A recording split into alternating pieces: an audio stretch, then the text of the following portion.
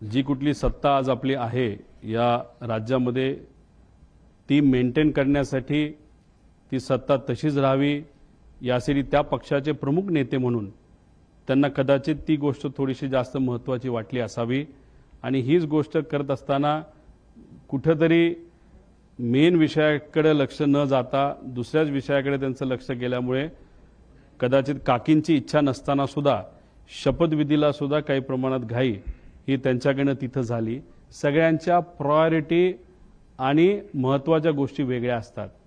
आम्ही आज दुःखात आहोत, आम्हाला माहिती पाहिजे की काका आमचे दादा हा जो ॲक्सिडेंट झाला तो कशामुळे झाला ही आमची प्रायोरिटी आहे, हे आमच्यासाठी महत्त्वाचं आहे आणि हीच गोष्ट काकींसाठी सुद्धा महत्त्वाची आहे, पार्थ आणि जयला पण महत्त्वाची आहे।